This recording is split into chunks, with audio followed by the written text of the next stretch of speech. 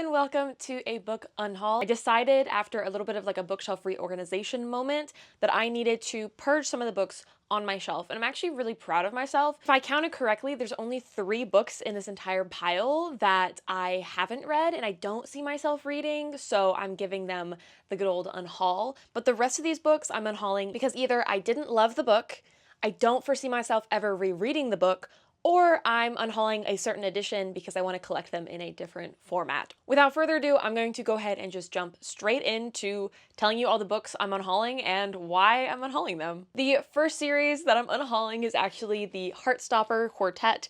I know there's 5 books, potentially 6 books out, I think, and I read these 3 or 4 years ago. I actually read them around the time that I first moved out, like for the very first time. So I do have like good memories associated with the Heartstopper series. However, I just don't foresee myself ever returning to the Heartstopper series. I feel like these books would be served better on someone else's shelf who can enjoy them and perhaps continually return to them versus just collecting dust on my own shelf. I also remember picking these up before watching like the Netflix show and getting to talk about them with Katie. So there's a lot of good memories associated with these, and I don't hate any of them per se. I think book 4 was definitely like my least favorite, but it's a very, very fun comic series and I definitely recommend that you check them out. But for me, I think they are just collecting dust and once again would be better served on someone else's bookshelf. The next book is Graceling by Kristen Cashore. I just really couldn't get into this book. I made it maybe around 100 or so pages in, and it is very much so a middle grade series, and I think that's sort of the problem. Even though I knew that going into it, I wasn't expecting perhaps the writing to be as rudimentary as it was, which again, there's absolutely no problem with that, but I just feel like this book series potentially could have been for me if I had read it 5+ years ago. It makes me extra sad because I do really, really love this cover of Graceling. I think the design on it is so cool, as is the rest of the series. I just don't see myself ever returning to trying to reread Graceling again after I had soft DNF'd it, so I think this is an official DNF and a goodbye to Graceling. Yellowface by R.F. Kuang is a book that I kind of had average feelings about. I didn't like love it, I didn't hate it. It was an interesting and very different novel from all her typical work. I would have parted with this book a little while ago, but for me, special editions are a little harder to part with. This is the Waterstones exclusive edition that I spent a little extra money on getting shipped over here. However, at this point, it is just taking up space on my shelf, and this is definitely one of my least favorite R.F. Kuang books. Even though I love R.F. Kuang as a writer, I definitely prefer her fantasy novels. A book that actually pains me to unhaul, but I will be buying the hardcovers because I need the hardcovers like yesterday, like 3 years ago when I first read it, and that is A Darker Shade of Magic. This book was actually a gift from Katie, so I will be transferring the little note that she left inside of it to the hardcover whenever I get around to buying them, because I definitely prefer the older covers compared to the newer covers. I don't think there's necessarily anything wrong with the updated covers. I think that they are really cool cover designs, but I definitely prefer the original. There's something about the contrast between like the black and the red on these like stark white backgrounds that make them so captivating and gorgeous to me, and so I need to hunt down the hardcovers for the rest of the series. I think I only have the second book in hardcover so far, so I need to do a little perusing, a little digging for the first and third copies. So fear not, I'm not unhauling this because I don't love it or I don't see myself returning to it, because actually sometime later this year I would love to reread the Darker Shades of Magic trilogy. However, this particular copy, the paperback, I think I do need to say goodbye to because I definitely want the hardcovers. This next book I was a little torn on because I enjoyed the story. There was chunks of it that I didn't necessarily love, and I felt like I should have loved it a lot more than I did. It felt like it was supposed to be up my alley, and yet for me it fell a little bit flat, and that is A Sword of Kaigen by M.L. Wang. I really wanted to like absolutely 5-star eat this book up, and it just wasn't really the case for me. It wasn't a bad book by any means. I liked the characters, I loved the story and the magic. However, there was just certain elements that I didn't fully enjoy and I wasn't fully immersed into the story. One of the main issues I think was the mix of urban in this fantasy novel, because we have these characters who are very, very skilled swordsmen and they practice magic. However, the world has advanced technology, and pairing that against the swords and the magic just didn't really work for me and it kept taking me out of the story. So I definitely prefer a more fantastical setting and to keep it that way versus adding the interspersed of the tech. I think that was the main problem, as well as this being marketed as a standalone. Even though it technically was a prequel for the Theonite trilogy, there was some sort of series that ML Wang was writing, and the last chunk of the book was leading into that series, even though like it's incomplete and it's a whole thing. So I feel like the ending was a little confusing for us readers who have no knowledge of this other series, and it just annoyed me that it was marketed as a standalone. I wanted to love this book, but I only kind of liked it, so I feel like I won't return to it at any point, and thus we're giving this book an unhaul. Pretty covers always pain me to unhaul, but it has to be done, and I am getting rid of Dating and Dragons by Christy Boyce, which broke my heart because this was a really anticipated release for me. I loved Dungeons and Drama. I thought it was so cute. It was probably my favorite YA romance that I've ever read. I think they did the YA aspects so good because a lot of times when you're older and you read books set in high school, a lot of their problems seem very trivial and very dramatic, which makes sense because again, they're teenagers, so that is their world. Their world is high school and that's like their bubble. However, reading about it tends to make me laugh a little bit. I'm like, girly, you got some bigger problems in like 2 years. But this book, well marketed as YA and written as YA, felt like it was trying to be new adult in the most cringy way possible. There was dialogue that you would find in like an enemies to lovers fantasy romance novel, and it's these like 16-year-olds saying this to one another, and it was so unrealistic and so cringy to read about that I was just severely disappointed with this book, especially because this cover is phenomenal. The artist who puts together these covers, chef's kiss. So I definitely recommend Dungeons and Drama if you're looking to pick up like a D&D romance book, but just know that Dating and Dragons kind of misses the mark. I have a couple volumes of Spy Family, volumes 2 and volume 7. Really weird selection of Spy Family. However, my rule with manga is I only really collect first volumes of series unless I'm like head over heels obsessed with the series, and then I allow myself to collect the series. Unless it's Yona of the Dawn, and then I have to limit myself to only buying my favorite covers because it's 46 volumes long, and I don't think I need 46 volumes on my shelf, but never say never, okay? Anything is possible. That to say, I don't have any particular feelings towards Spy Family anymore. This was one of the earlier mangas that I had read, so I didn't have a lot of manga to compare to see what genres I liked and that sort of thing. I do love Spy Family, do not get me wrong. However, I don't see myself really continuing on with the manga. I'll probably continue watching the anime. I made it like halfway through Code White, the movie, so wherever chronologically that falls is where I'm at in the series, and I know enough about Spy Family to be able to jump back in and not really need to like rewatch anything. I actually made pretty far into the manga, at least for me. It was pretty far. I think I'm like 11 or so volumes in. Again, I like Spy Family. I'll continue, maybe I'll continue reading it actually.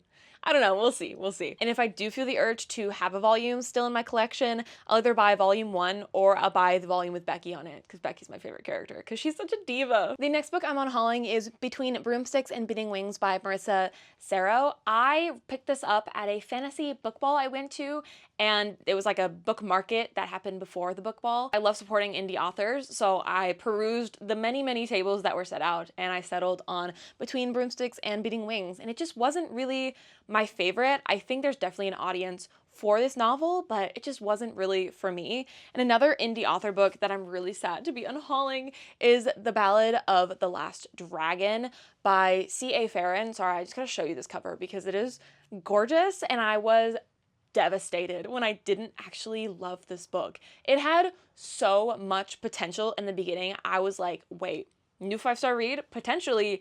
And then things fell off. The priority of the book changed from this like adventure novel to a more romance novel, which is fine, but the romance wasn't very good. So then I was sad that I didn't really like the characters past that point. I'm trying to be good about unhauling books that I didn't really enjoy, regardless of how pretty the covers are. The next couple of books that I'm unhauling is A Reaper at the Gates and A Sky Between the Storm. I started reading Sabate here right when An Ember in the Ashes came out. I got to meet her, and I have a signed edition of An Ember in the Ashes, and I just can't part with it yet because I have a lot of good memories attached to the convention that I got that book signed at. And I never actually ended up owning A Torch Against the Night because they changed the covers, and then I never felt any sort of way about like hunting down to get the correct cover. I loved the first two books in the Ember and the Ashes series. I think they're really, really well done. The character work is really strong, as is the plot. And then the third and fourth book kind of lose me a little bit. We start adding a little bit more magic and the plot gets a little more convoluted in my opinion, and I feel like the finale of the series is sort of a letdown, but I've had these on my shelf for so many years and I've actually reread this series twice, if not 3 times now, and I think it's time to let these go because I think I've had my fill of the Ember and the Ashes series and I don't feel the urge to have them on my shelf anymore. So this is the moments that I'm saying goodbye. As for the last 2 books on this list that I haven't read, I don't think I'm ever going to get to these books. They have been sat on my shelf collecting dust for years, and that is We Free the Stars and We Hunt the Flames. I picked these up at half price, like I said, years ago, and I just haven't ever felt the urge or the draw to read them. And I think I'm also past the phase where I would enjoy these books. So I think I have to say goodbye to them, which does suck, not just because the covers are pretty, but like the spines I really, really like. And I know that's such a random thing to comment on, but again, we readers love an excuse to try to justify keeping books. However, the excuses have run dry for these 2 and I need to say goodbye to them because they are just taking up space on my shelf. This next book I'm not sad about letting go of, and that is In the Weeds by B.K. Borison, because this book kind of sucked. B.K. Borison has this habit of having really, really good books and then really, really bad books. And there's no in between. You're either gonna love her books or you're gonna be like, girl, what are we doing? It makes me nervous because I loved Love Light Farms so much, and I ended up buying the entire quartet. However, I have yet to continue on and read the 3rd and 4th book in the series, and I've heard mixed things about it.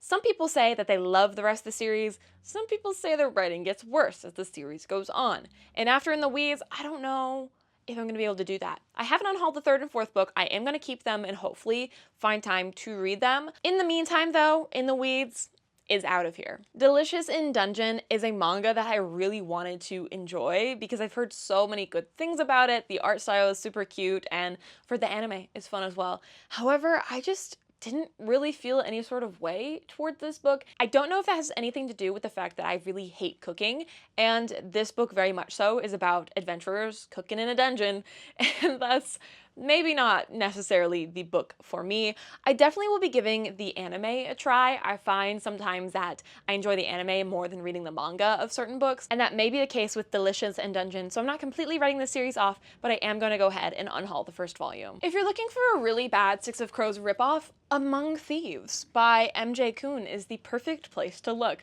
I picked this up at half price because I liked the cover.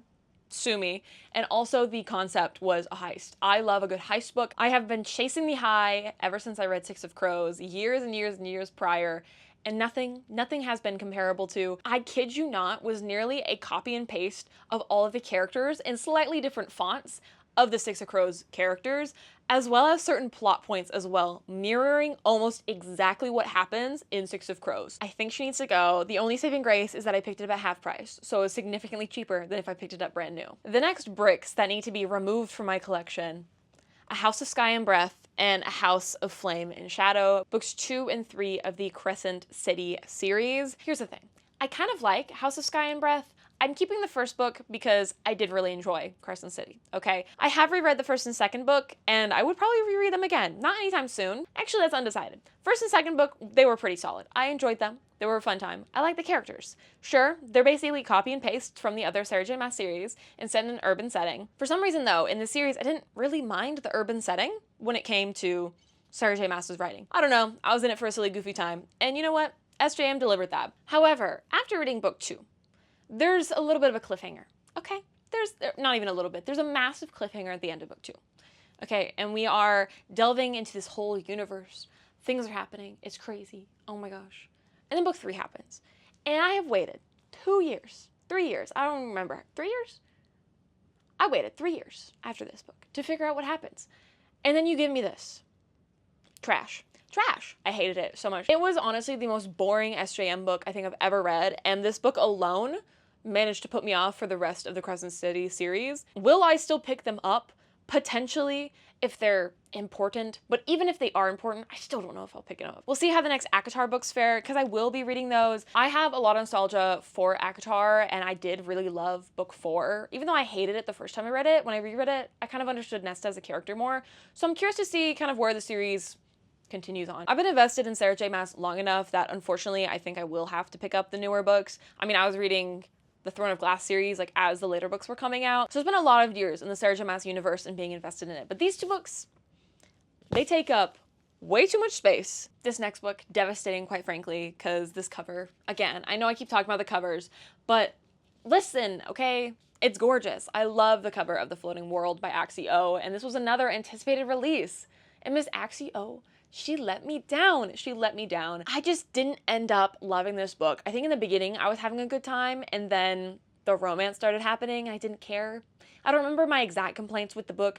I just remember not really liking it, and also everyone saying that it was a ripoff of Final Fantasy 14, a Final Fantasy video game. I don't know which one, but everyone was like, it was a ripoff. It was basically like a 1-to-1, what have you. So then I was like, oh, well, there's that for you then. I did hold on to this book probably a little longer than I should have. I probably should have unhauled it like immediately after not liking it. Again though, it's hard for me to part with pretty covers. And speaking of pretty covers, even though Kamuro has a gorgeous cover, I didn't love the art style inside. I found not only the story to be a little boring, especially for a first volume, you're supposed to be captivating me. You're supposed to be pulling me in, leaving me with some intrigue. And I found myself bored in volume 1. The art style just doesn't really match what's on the cover, which is tragic because I love the Legend of Zelda inspired vibes from the cover. And that's just not really what we got in the book. This next one is Molly's Game by Molly Bloom. This is actually one of my favorite movies. I love Molly's Game. If you haven't watched it, I definitely recommend. It is a phenomenally put together movie. Seriously, one of my all-time like favorite movies.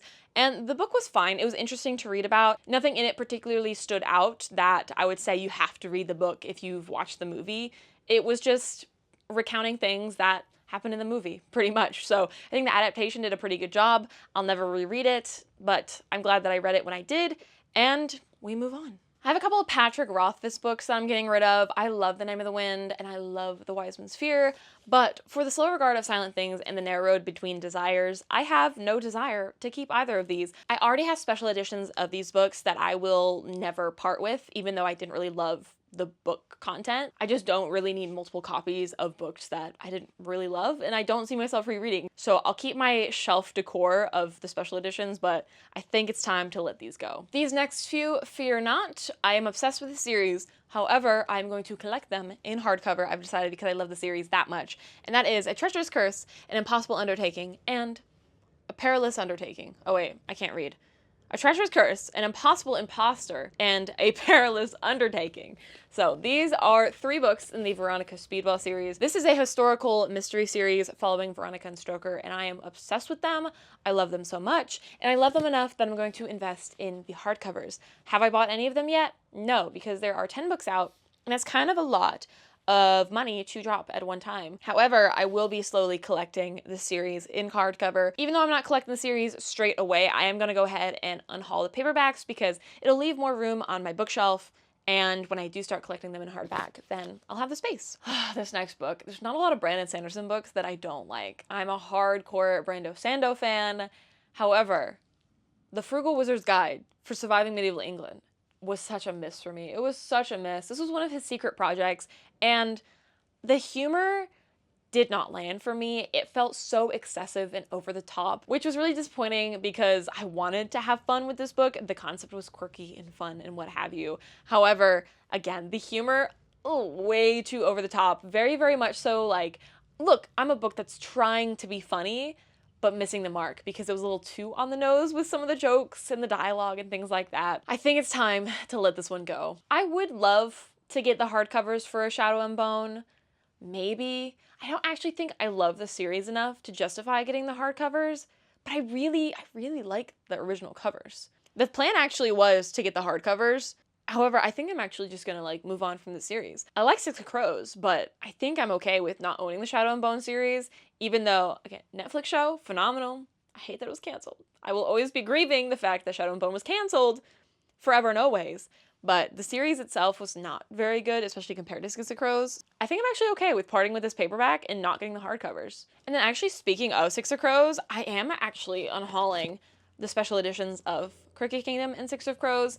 I don't really like these anymore. I think they're gorgeous and they're really, really stunning. I love the foiling and I love the design on the foil, but the fact that they're like naked books, they don't have like a dust jacket on them and they're just like, I don't know. I don't like it. And while I do love the Six of Crows series, I don't love it enough anymore, I think, to justify having multiple editions of the series on my shelf. So I have the original covers, and that's all well and good. So I'm going to go ahead and unhaul these. And these actually are the last books in my entire unhaul for today.